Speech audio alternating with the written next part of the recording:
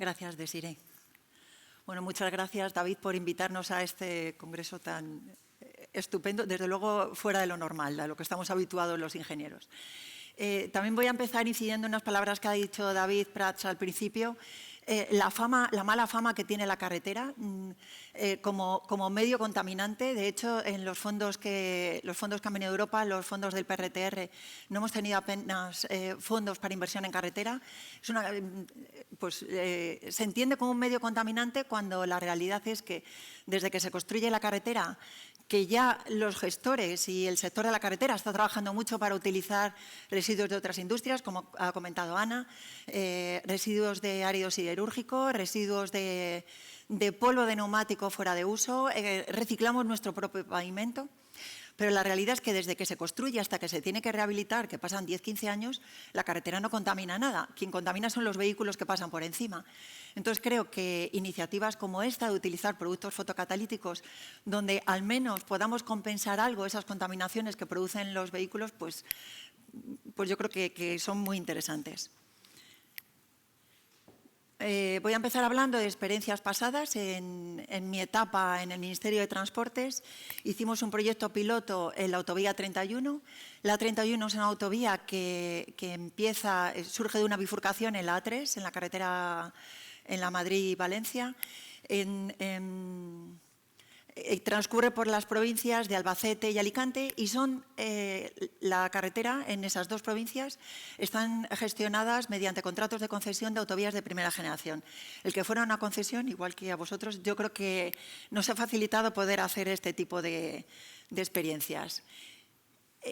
Cuando todo empezó, que David vino a contarme estas cuestiones, ya había habido otras experiencias, el proyecto Life Minox que se había desarrollado en algunas calles de Madrid.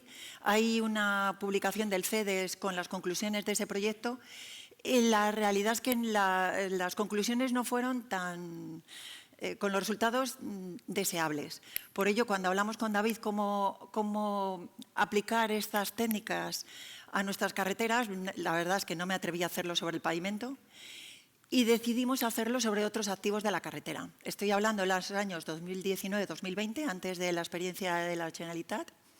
Entonces, emprendimos un proyecto piloto de aplicación de nanomateriales fotocatalíticos para la mejora de la calidad del aire en otros activos de infraestructura del transporte. Por ello, seleccionamos la cuneta, las barreras New Jersey y tramos de pavimento del que no tenemos muchos resultados, tramos de pavimento donde no circulaban los vehículos. Además, había estudios previos que decían que el hormigón era un soporte ideal para aplicar estos productos fotocatalíticos.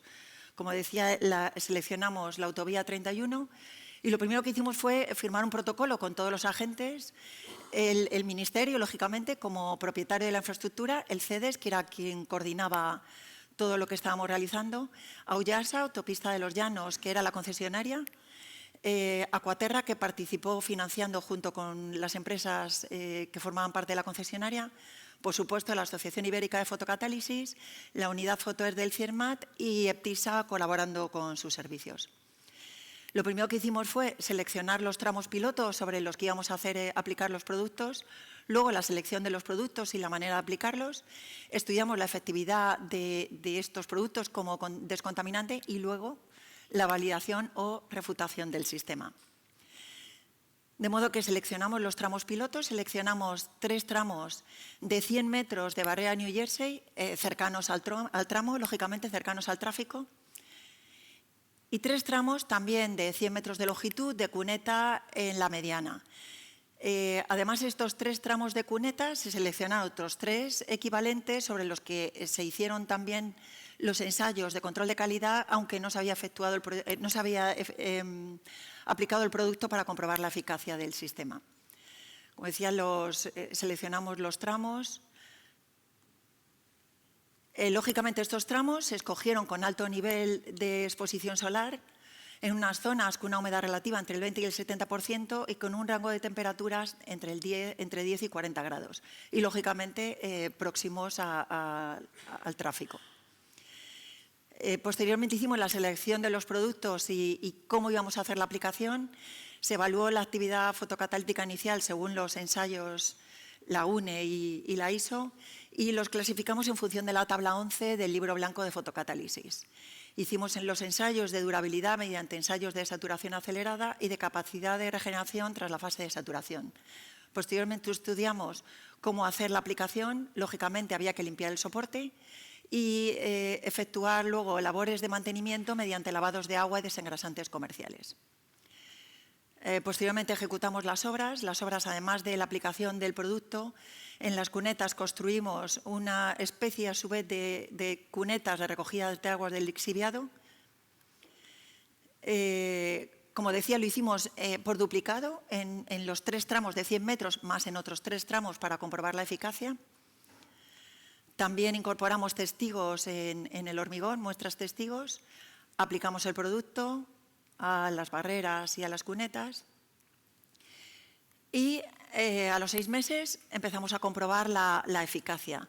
Lo hicimos mediante ensayos de calidad del agua del lixiviado que se había ido recogiendo. Medimos la movilización de dióxido de titanio en el lixiviado, en el agua recogida. Medimos los contenidos de nitritos y nitratos y el pH del agua recogida. Y, por supuesto, los testigos que habíamos extraído se comprobaron en laboratorio y se hicieron ensayos de los testigos posteriormente, después de haber estado aplicados el producto y haber pasado los 6 meses. Como conclusiones, se comprobó que la eficiencia descontaminante según el producto variaba entre el 5 y el 40%, dependiendo del nanomaterial. La alta influencia de la dotación en seco de microemulsión fotocatalítica sobre el soporte aplicada. Comprobamos que las aguas del lixiviado tenían bajas concentraciones de titanio. También la alta influencia en la durabilidad del producto con el grado de limpieza que tenía el soporte sobre el que se aplicaba. Y también que un aumento de dotación producía un aumento descontaminante hasta una asíntota a partir de la cual comenzaba a reducir. A partir de estas conclusiones, nuestra intención era haber seguido aplicando extendiendo esta técnica a otros tramos de carretera, pero bueno, cambié de administración y ahora trabajo en la Comunidad de Madrid. Además, ahora podemos aprovechar la experiencia que hicimos en el Ministerio y la experiencia que han hecho en la Generalitat, donde se ha comprobado que el sistema funciona sobre pavimento por el que circulan vehículos. Entonces, hemos decidido aplicar esto en el primer plan de movilidad rural de la Comunidad de Madrid, que ahora les voy a contar. Un poco para entrar en contexto, les voy a hablar un poco de la red de carreteras de la Comunidad de Madrid. Cuando se transfirieron las carreteras del Estado a las comunidades autónomas en los años 80, claro, las carreteras que se transfirieron a la Comunidad de Madrid son las propias de una comunidad autónoma, pero también las propias de una diputación. De manera que de los 2.500 kilómetros que tenemos, la mitad es red local, una red con unas características reducidísimas, que en muchos casos no tienen ni arcenes, y que muchos de ellos pasan por los 179 municipios de la Comunidad de Madrid, lógicamente. Hay una red principal, que son 634 kilómetros, que no toda esa red principal es red duplicada, o sea, mucha es red convencional, con características más generosas, pero red convencional. Y una red secundaria que es la cuarta parte, que comunica la red principal con la red local. En cuanto al tráfico, pues todos tenemos en nuestra idea calle 30 o la M40 o la M50, pero la realidad es que la cuarta parte de la red tiene una IMD inferior a 1.200 vehículos día. Otra cuarta parte está entre 1.200 y 5.000. Otra cuarta parte entre 5.000 y 14.600 y solo la cuarta parte tiene una IMD superior a 14.600. En esa cuarta parte está la M45, la 607, la 501, que tienen más de 100.000 vehículos día. Pero son secciones muy concretas. La mayor parte de nuestra red tiene características reducidas y poco tráfico.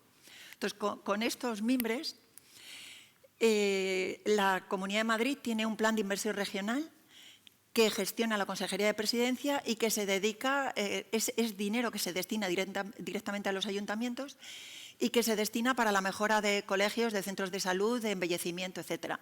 Pues bien, hemos conseguido que la Consejería de Presidencia nos dedique una parte a mejorar las carreteras en esos municipios en los que, como Dirección General de Carreteras, nunca actuaríamos, Pues porque no hay problemas de seguridad vial importantes, no hay problemas de capacidad, tienen poco tráfico. Pero como ha comentado antes también David, realmente tenemos las casas metidas en la carretera. Entonces hay que preocuparse también de esa gente que le estamos metiendo el tráfico por allí. Hemos conseguido 54 millones. El requisito que nos puso la Consejería de Presidencia es que fueran municipios de menos de 20.000 habitantes y con actuaciones pues no propias nuestras de un gestor de una carretera, sino pues, las obras que haría un ayuntamiento, por así decirlo.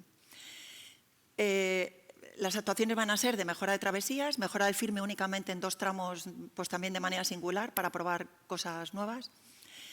La construcción de glorietas en tramos pues, bastante urbanos o periurbanos y la construcción de carriles bici. En total vamos a actuar en 24 travesías, que son todas estas.